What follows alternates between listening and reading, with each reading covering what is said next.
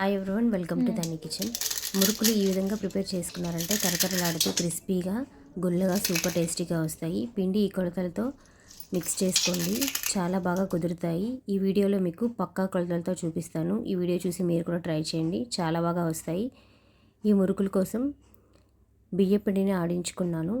3 గ్లాసుల బియ్య పిండిని తీసుకుంటున్నాను. 3 గ్లాసుల బియ్య పిండికి 1 గ్లాస్ శనగపిండిని తీసుకోవాలి. బియ్యం నానబెట్టుకోవాల్సిన అవసరం లేదు, డైరెక్ట్గా ఆడించుకున్న పిండిని తీసుకుంటున్నాను. 3 గ్లాసుల బియ్య పిండిని తీసుకోండి. 3 గ్లాసుల బియ్య పిండిని యాడ్ చేసుకున్న తర్వాత శనగపిండిని కూడా 1 గ్లాస్ తీసుకొని యాడ్ చేసుకోవాలి. ఇలా శనగపిండిని వేసుకోవడం వల్ల మురుకులు కరకరలాడుతూ చాలా టేస్టీగా వస్తాయి. రుచికి సరిపడా ఉప్పు, కారం, జీలకర్ర కూడా వేసుకోండి. జీలకర్ర వేసుకున్న తర్వాత వామ్ తీసుకొని డైరెక్ట్గా వేసేయకుండా చేత్తో ఇలా నీట్గా ప్రెస్ చేసుకుంటూ వామ్ని కూడా యాడ్ చేసుకోవాలి. ఇలా వామ్ని యాడ్ చేసుకున్న తర్వాత కొంచెం నెయ్యి అనేది యాడ్ చేసుకోండి.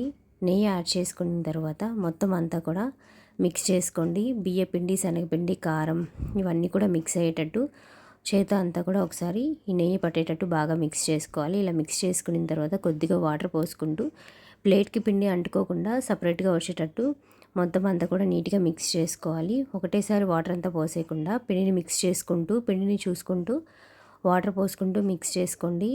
ఇలా కొద్ది కొద్దిగా వాటర్ పోసుకుంటూ పిండి అంతా కూడా బాగా మిక్స్ అయ్యేటట్టు చేతితో బాగా మిక్స్ చేసుకోండి. ఇలా మిక్స్ చేస్తూ ఉన్నారంటే పిండి అంతా కూడా బాగా మిక్స్ అయిపోయి ప్లేట్కి అంటుకోకుండా ఇలా సపరేట్గా సాఫ్ట్గా వచ్చేసింది. చూడండి, ఇప్పుడు కొంచెం డిఫరెన్స్ అయితే చూస్తున్నారు. ఇలా పిండి అంతా కూడా ముద్దగా వచ్చేసింది. మిగతా పిండిని అంతా కూడా ఇదే విధంగా బాగా మెత్తగా మిక్స్ చేసుకుంటూ ఇలా ప్రెస్ చేశారంటే చాలా సాఫ్ట్గా ప్లేట్కి అంటుకోకుండా ముద్దలా ఇలా వచ్చేసింది. ఇలా మొత్తం అంతా నీట్గా కూడా మిక్స్ చేసుకోండి. చాలా సాఫ్ట్గా వచ్చింది కదా, ఇలా వస్తే సరిపోతుంది. పిండి ఇలా వచ్చిన తర్వాత మొత్తం అంతా కూడా ఈ విధంగా దగ్గరగా పెట్టేసుకొని దీనిపైన మూత పెట్టేసి పక్కన పెట్టుకోండి.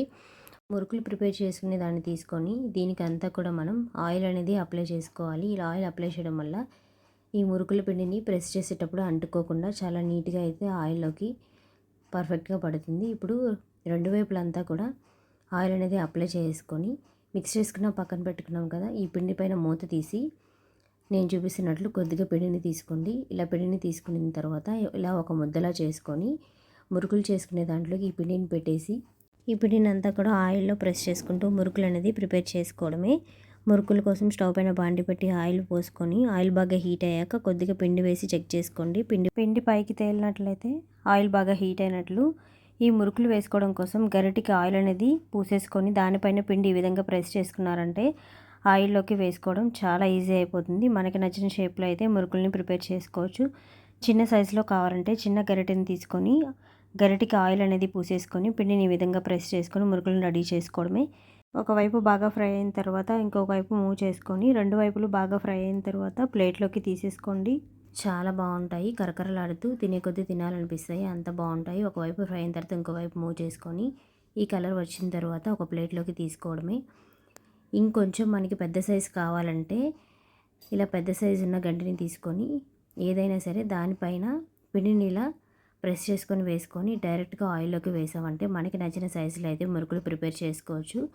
ఇలా గరిటె సహాయం లేకుండా మీరు సింపుల్గా ఆయిల్లో డైరెక్ట్గా కూడా వేసుకొని చేసుకోవచ్చు. ఆయిల్లో డైరెక్ట్గా వేసి ఆయిల్ పడుతుంది అలవాటు లేని వాళ్ళైతే ఈ విధంగా గరిటె పైన పిండిని ప్రెస్ చేసుకొని ఇలా ఆయిల్లోకి వేసుకొని మనకి నచ్చిన షేప్లో మనమైతే ప్రిపేర్ చేసుకోవచ్చు. ఒకవైపు ఫ్రై అయిన తర్వాత ఇంకొక వైపు మూవ్ చేసుకొని మురుకులన్నీ కూడా ప్రిపేర్ చేసుకోవడమే. మురుకులు ప్రిపేర్ చేసుకోవడం చాలా ఈజీ. ఈ టిప్స్ ఫాలో అయ్యి చేశారంటే కరకరలాడుతూ చాలా బాగా వస్తాయి.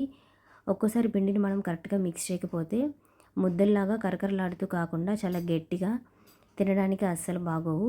ఇలా నేను చెప్పినట్లు పిండిని పర్ఫెక్ట్ వేలో మిక్స్ చేసుకుంటూ ఇలా మురుకులు ప్రిపేర్ చేసుకున్నారంటే సూపర్ టేస్టీగా వస్తాయి, చాలా బాగుంటాయి. అన్నీ కూడా ఇలా ప్రిపేర్ చేసుకొని ఇంట్లో అందరికి కూడా చేసి పెట్టండి, చాలా ఇష్టంగా తింటారు. ఈ వీడియో మీకు నచ్చినట్లయితే please to like and subscribe.